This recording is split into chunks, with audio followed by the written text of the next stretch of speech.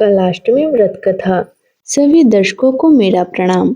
आज हम आपको सुनाने जा रहे हैं कलाष्टमी व्रत की अद्भुत, रहस्यमयी और चमत्कारी कथा। एक ऐसी कथा जिसका श्रवण करने मात्र से जीवन के कष्ट दूर होते हैं और भक्त को भगवान की विशेष कृपा प्राप्त होती है। तो आइए अपने मन को शांत कीजिए और भक्ति में लीन होकर इस पावन कथा का श्रवण कीजिए। कथा प्रारंभ। बहुत प्राचीन समय की बात है, जब सृष्टि के रचयिता ब्रह्मा, पालनकर्ता विष्णु और संहारकर्ता भगवान शिव, इन तीनों देवों के बीच एक गंभीर विवाद उत्पन्न हो गया। विवाद था, इन तीनों में सबसे श्रेष्ठ कौन है।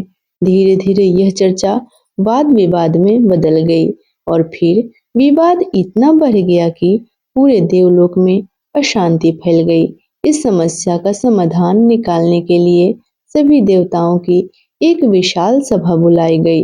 हर देवता से यही प्रश्न पूछा गया, बताइए ब्रह्मा, विष्णु और महेश में सबसे श्रेष्ठ कौन है।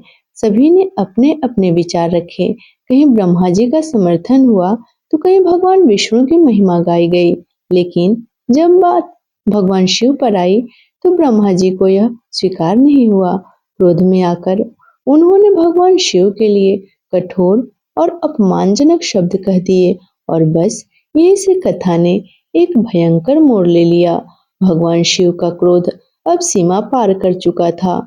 उनकी तीसरी आंख से एक प्रचंड अग्नि प्रकट हुई और उस अग्नि से जन्म हुआ भगवान काल भैरव का एक ऐसा रूप जिसे देखकर स्वयं देवता भी कांप उठे।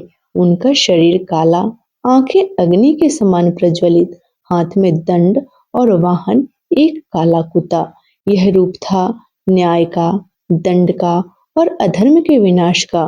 क्रोध में भरकर भगवान काल भैरव ने ब्रह्मा जी के 5 मुखों में से एक मुख को काट दिया। पूरा ब्रह्मांड इस घटना से कांप उठा और तभी से ब्रह्मा जी के केवल 4 मुख ही माने जाते हैं। लेकिन यह कार्य ब्रह्म हत्या के समान था। इस कारण भगवान काल भैरव को भी इस पाप का भागी बनना पड़ा। तब भगवान शिव ने कहा, हे भैरव, इस पाप से मुक्ति के लिए तुम्हें पृथ्वी लोक पर जाकर कठोर प्रायश्चित करना होगा। भगवान भैरव पृथ्वी पर आए, वर्षों तक भटकते रहे, कठिन तप किया, भिक्षाटन किया। उनके हाथ में ब्रह्मा जी का कटा हुआ सिर चिपका रहा, जो उनके पाप का प्रतीक था। समय बीतता गया पर भैरव जी अपने प्रायश्चित में अडिग रहे।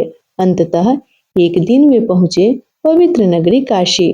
जैसे ही उन्होंने इस पावन भूमि पर कदम रखा, ब्रह्म हत्या का पाप उनसे दूर हो गया और वह कटा हुआ सिर भी उनके हाथ से अलग हो गया। यहीं पर भगवान शिव ने उन्हें आशीर्वाद दिया, हे भैरव, आज से तुम काशी के रक्षक कोतवाल कहलाओगे। तभी से भगवान काल भैरव काशी के संरक्षक के रूप में विराजमान है। इसी घटना की स्मृति में हर महीने कृष्ण पक्ष की अष्टमी तिथि को कलाष्टमी मनाई जाती है। इस दिन भगवान काल भैरव की पूजा, व्रत और कथा का श्रवण करने से पापों का नाश होता है, भय दूर होता है, जीवन में सुरक्षा और सफलता मिलती है। तो भक्तों, यदि आप भी जीवन के कष्टों से मुक्ति चाहते हैं तो श्रद्धा से काल भैरव की उपासना कीजिए, क्योंकि जो भैरव का स्मरण करता है उसका कभी अनिष्ट नहीं होता। हम आशा करते हैं कि यह कथा आपको अवश्य पसंद आई होगी। ऐसी ही भक्ति और ज्ञान से भरपूर कथाओं के लिए जुड़े रहिए @स्तोत्रम भक्ति गीत के साथ। वीडियो पसंद आई हो तो वीडियो को लाइक करें, शेयर करें और कमेंट में लिखें, जय श्री काल भैरव। नमस्कार।